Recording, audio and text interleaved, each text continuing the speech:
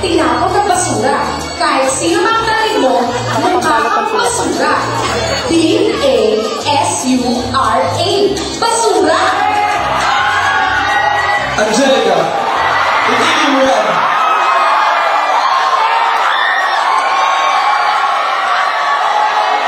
Oh, seryo, okay lang. Nandiyan ka pala. At bakit mo pinagtatanggol ang squatter na to? Bakit? Masama ba? Dahil kaibigan mo siya. Kaibigan ka sa mga kasintang yan? Yeah! How dare you? Magsama kayo! Break na tayo!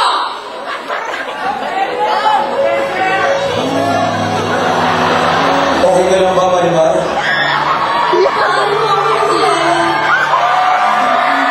Sino ba naman ang hindi ka makakilala sa isang mga taong nilalang na tulad mo?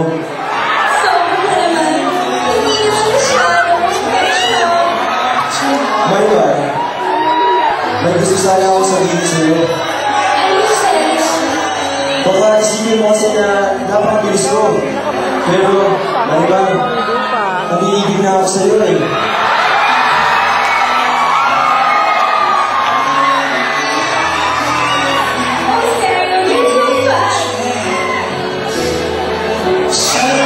Marimar, totoo yung nararamdaman ko. Ngayon na ako nagkakaganito. Hindi na nga ako masyado nag-aaral eh. Nagsasablet siya lang ako, pero nawala rin yun. Kaya-isip sa'yo. Napagpapagin ko ang histology slide sa microscope. Rectum, colon, ileum. Kasama ang nakikita ko.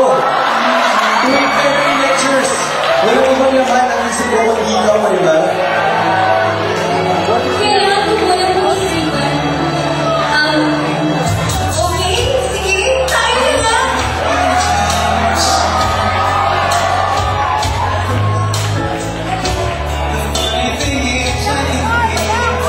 Ako, sabay din umuwi. Sabay silang mag-aral at higit sa lahat, sabay din silang kumopya ng SGD. At sabay din silang pinatawag ni Doktora Bungala. At hindi pa dyan nagtatapos. Dahil sa kagustuhan ni Marimar na mabigyan ng kapwa niya med students ng isang engrandeng bakasyon sa darating na sem break, naglakas loob siyang sagutin ang nag-iisang katanungan na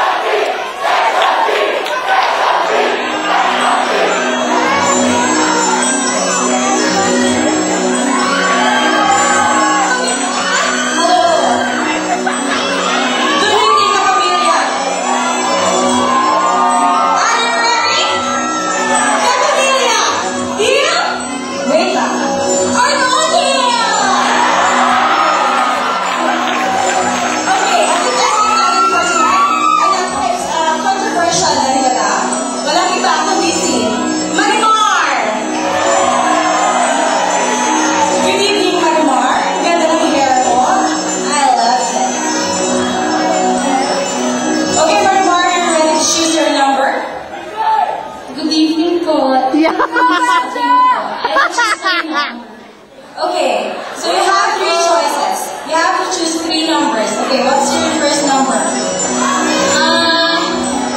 Is there number 68? Number 69?